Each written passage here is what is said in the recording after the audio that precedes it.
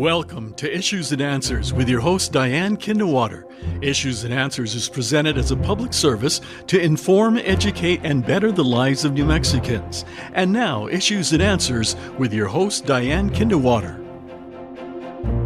Welcome to the program. I'm Diane Kinderwater. Social Security, is it in your future? Well, for some of us, it's closer than ever, if you don't want to admit that. But people say, oh, they can't wait for Social Security, but then again, they're supposed to wait. Are you supposed to get it right at, 62, 65, 68, 70? I mean, it seems like the date when you're able to receive your well-paid into program keeps going further and further along.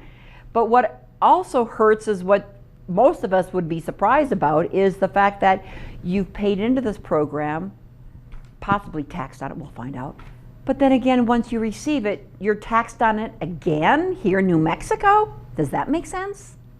Well, think New Mexico, who has thought a lot about it, doesn't think it does make sense. And I know a number of legislators who have worked for years also to repeal the tax on Social Security. We're going to talk about that issue and more. Think New Mexico Issues with Fred Nathan, the Executive Director. Right after this, stay with us. I was telling my guests, I'm just tired of it all. Come on, we're double taxed on Social Security when we earn it, and then when we are finally given the money that we've earned, we're taxed on it again. Double taxation. Is that even legal, Fred Nathan? Well, it's been legal in New Mexico since 1990, unfortunately. So let's go back in history. So Franklin, wait, let's first introduce who the heck you are. Okay. You've been on our program a number of times. The legislative session, you're very involved in making change. Think New Mexico, a think tank that you organized, you developed, you founded, is here as a bipartisan think tank, not just a think, but to put into action the research you've done. And you've done a lot of research on Social Security, and it's in all of your future. So even if you're young, it's going to affect you. So take it away, Fred. Or someone in your family. So going back to how Social Security came about, Franklin Roosevelt during the Great Depression, 1935, got it enacted through Congress. And back then, nearly half of seniors were living in poverty. And I think the reason it's such a popular program is because it's been so effective. Currently, only about 12% of seniors are in poverty. So it's been very effective. And then back in 1990, the legislature, is bound by the Constitution to have a balanced budget. And they had about a $15 million shortfall.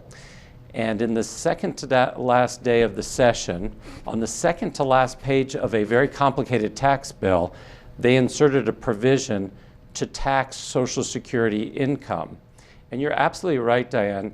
You're taxed when you earn the money. In fact, it's intercepted before it even hits your bank account and it's paid to the federal government.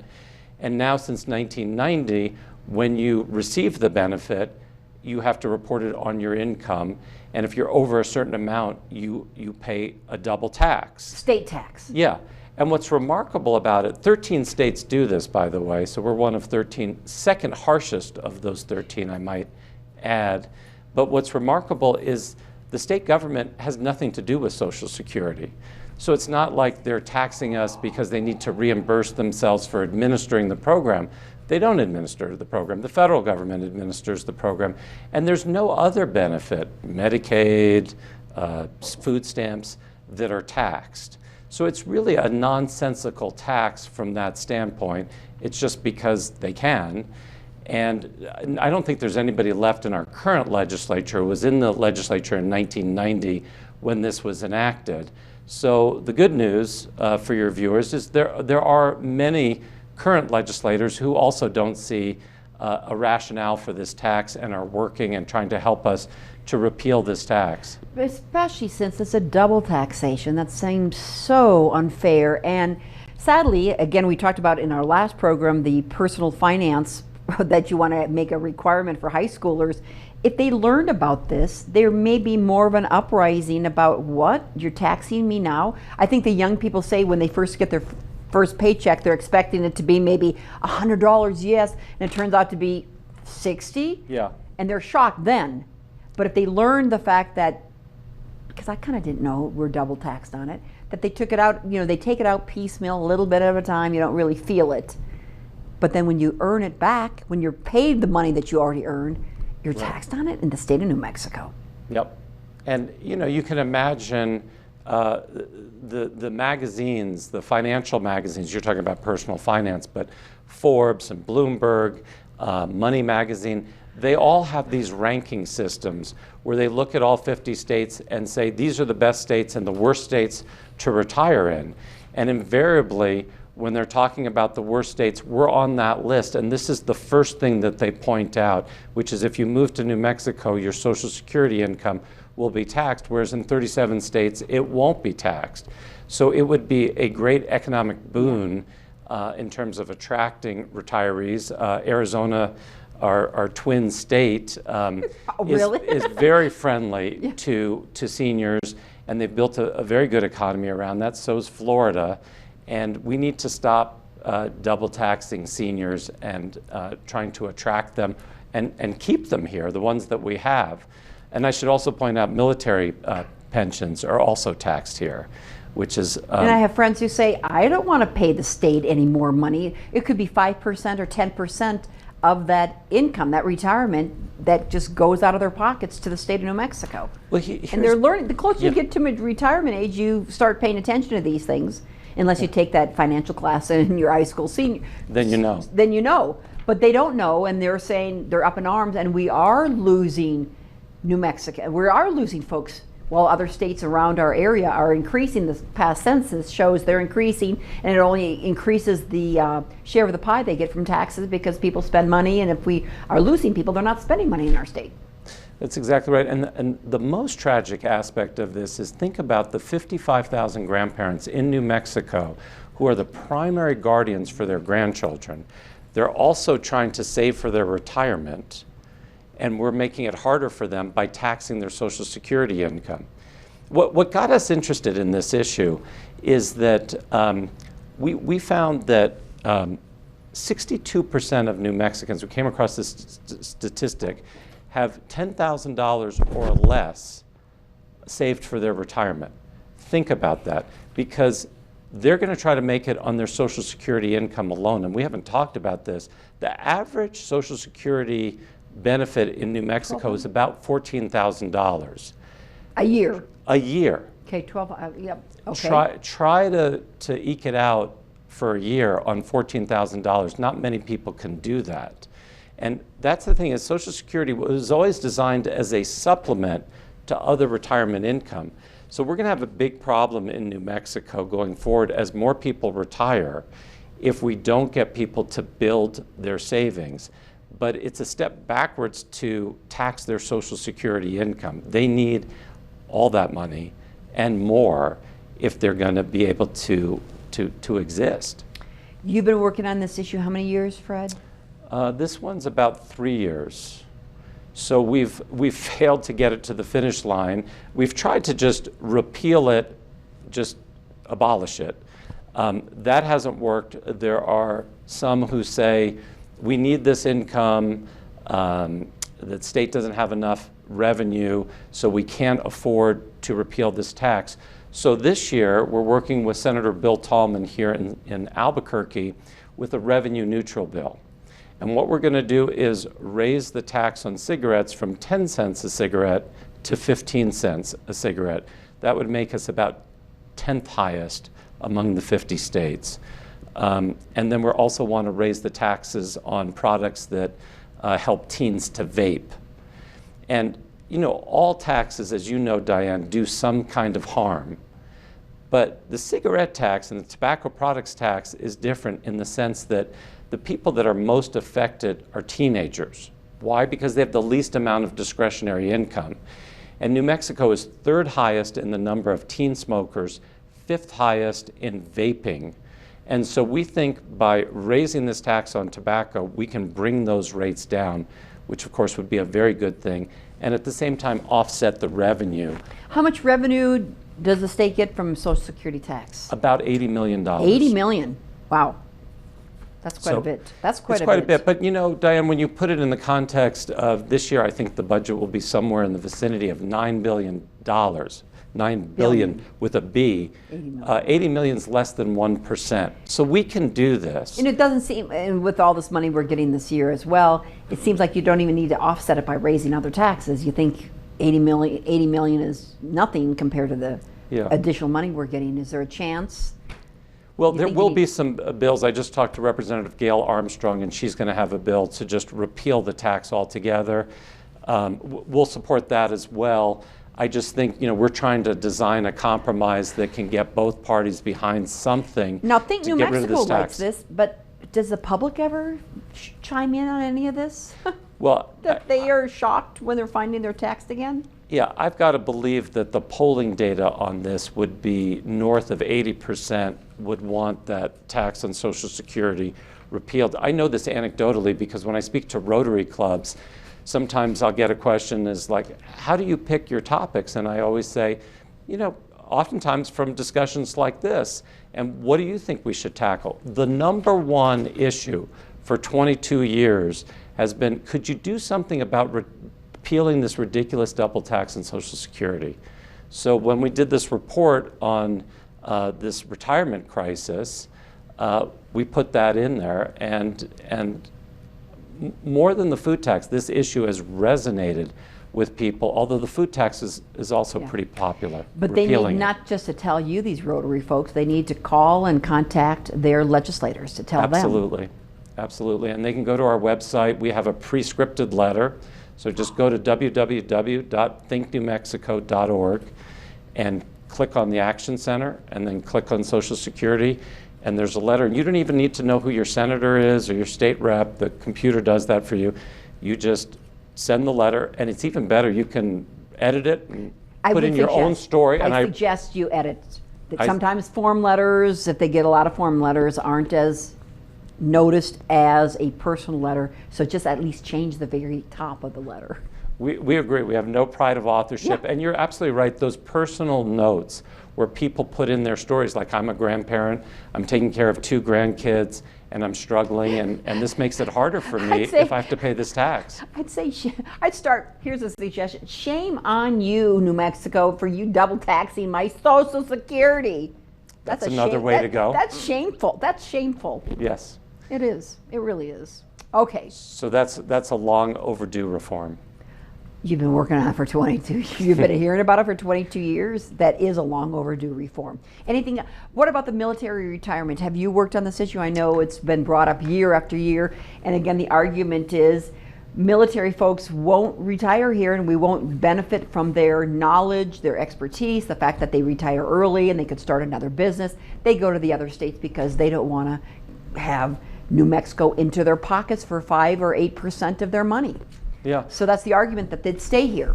Right, and I think I saw a statistic like New Mexico, I think, is 3rd in the percentage of people that go into the military on a per capita basis.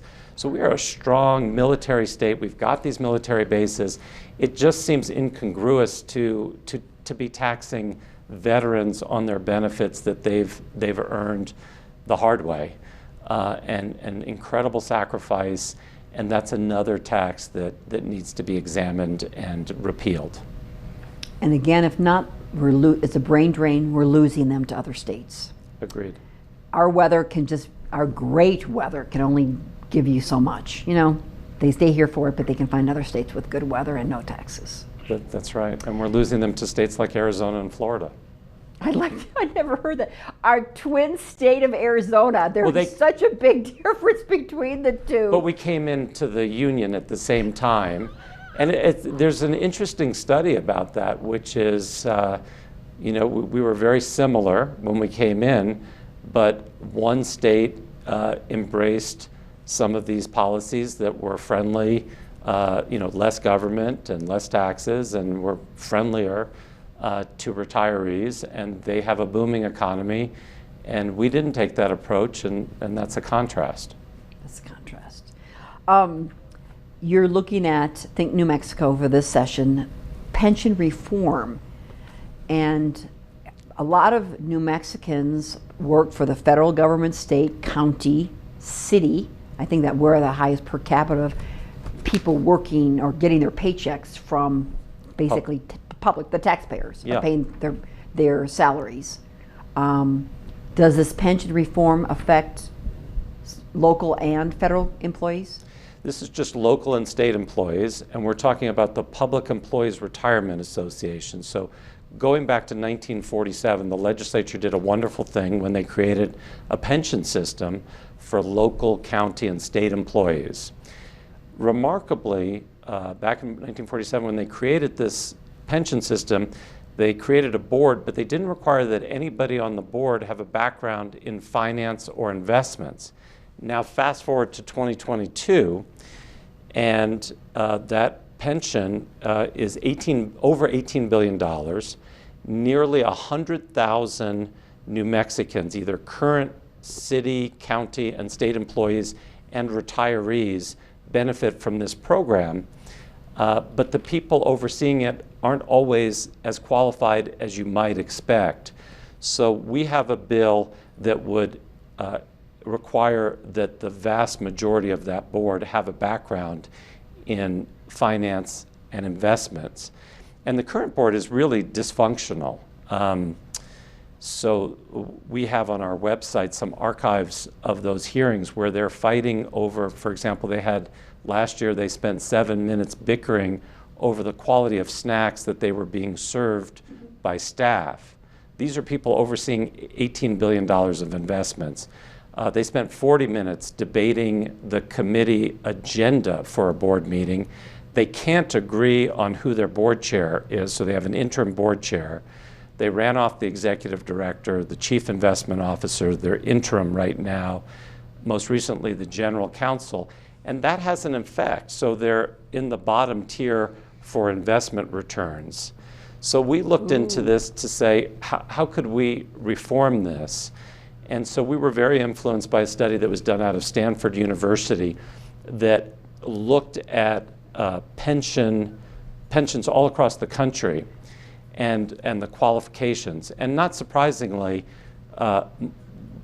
pensions with highly qualified boards have better returns of about 100 basis points, which is 1%. Ooh. And 1% of $18 billion is $180 million. So soon we're talking real money.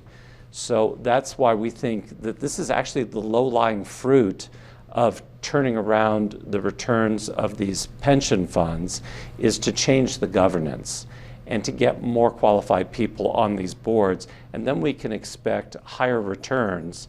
And this is important not just to the people who are beneficiaries of this program, The 100,000. but the 2 million people who are all taxpayers in this state, because if the pension fund gets below a certain amount, the legislature will be forced to pour money into that pension, and that's going to come from taxpayers. And many of those taxpayers don't have a pension themselves. So we'd like to avoid this, and the best way to do that is to change the governance and to get better people, more qualified people on that board. Legislators receive a pension, but not through the system.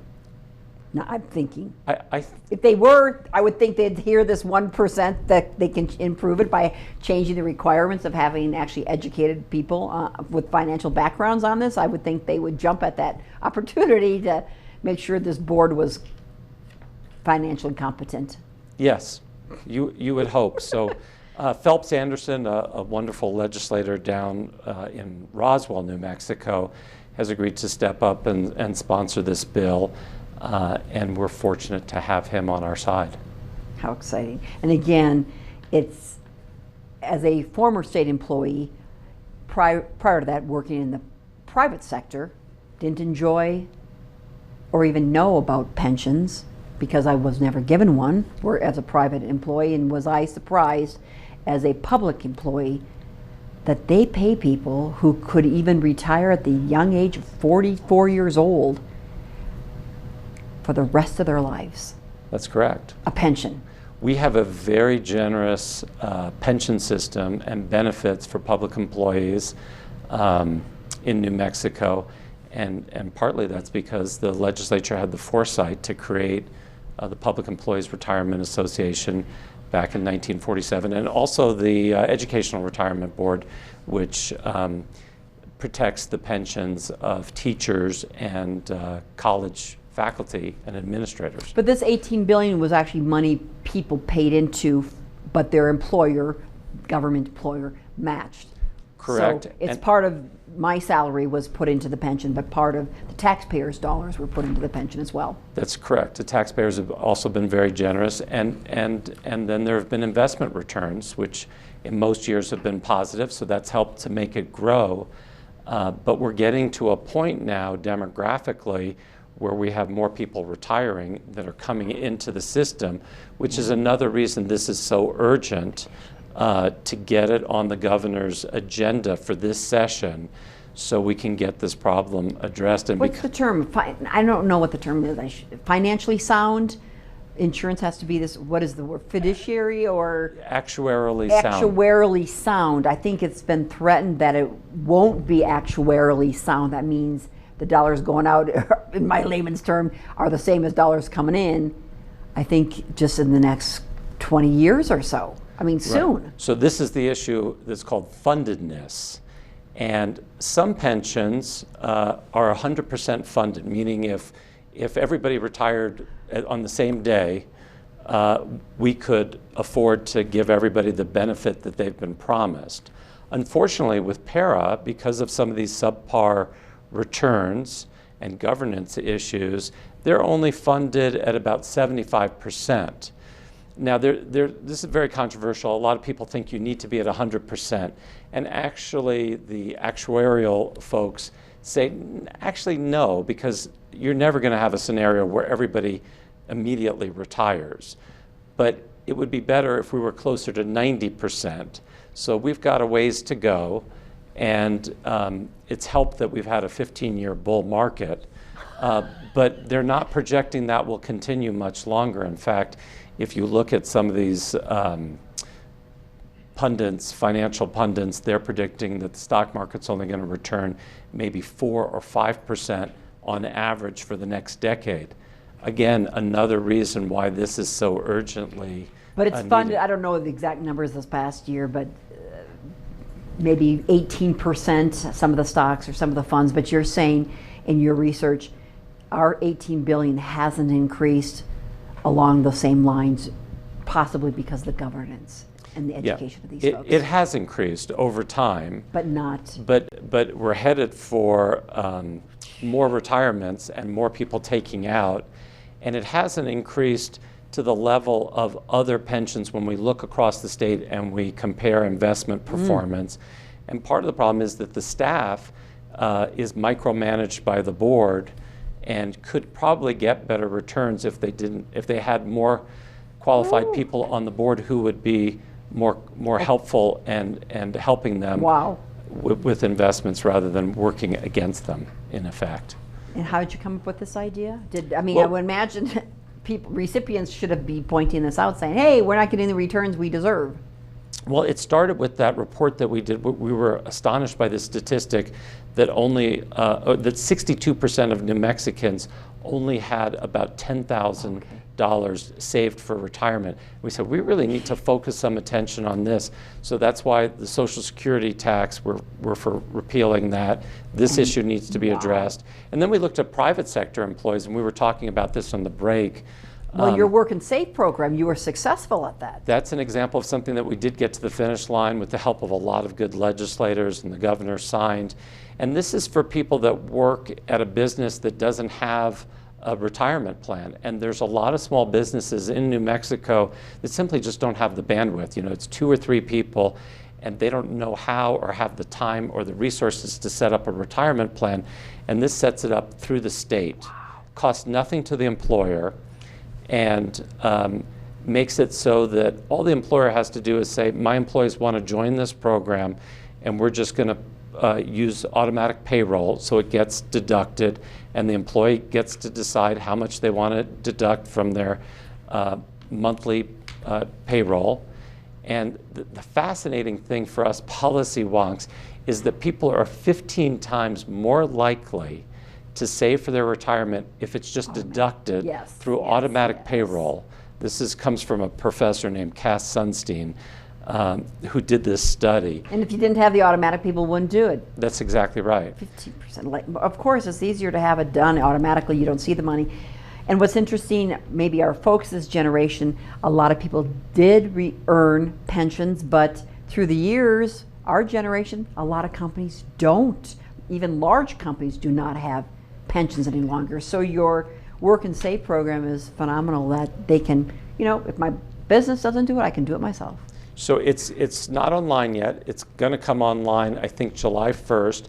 But if you're watching this show and you work at a place that doesn't have this, talk to your employer and say, what about creating this plan through New Mexico Work and Save? It's through the Treasurer's Office, and it will come online about July 1st. So something for your viewers. It's not matched by your employer, but No. at least the automatic deduction can be done, and you can set your own investments, I imagine. You can from set there. your own investments, and your money will compound tax-free, which is a really good benefit. So What age can you start this at? 18? 18. 18K out there, if you have grandkids or kids 18, how they will be happy to remember you in your later years. Yeah, I don't want to turn this into a personal finance course, but if you have a child who's less than 18, look into getting a Roth IRA if they've got a job working at a restaurant, or I had a son, my son was working at a restaurant this summer, and I didn't really give him a choice. I said, we're going to put that money in a Roth IRA and let it compound. If we only knew, yeah. Yeah, and Fantastic. he's 16 and he'll get 50 years of And he'll compounded growth. Hopefully remember you in 50 years that Dad had me do that. Well, if he'd just clean his room, I'd be happy. But anyway, yes. Thank you, Fred Nathan, the Executive Director of Think New Mexico. And lastly, what would you like the public to do? You got 10 seconds. Go to our website, www.thinknewmexico.org, and click on the Action Center, and you can contact your legislators about Social Security or pension reform or whatever is on your mind. Easy to do. Thank you so much. Thank you for having me again, Thank Diane. you, Fred, for all you've done for our state. Fred Nathan, Executive Director of Think New Mexico. I'm Diane Kinderwater. Make it a great week with your family. We'll see you next time. Bye-bye.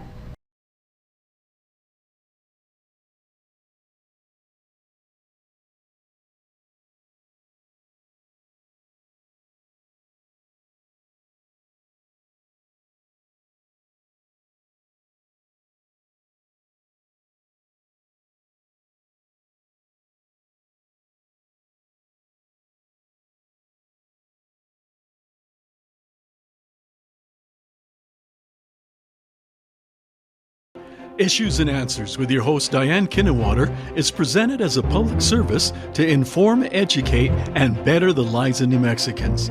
To comment on today's program or to purchase a copy of any Issues and Answers program, visit sunbroadcasting.org or call us at 505-345-1991.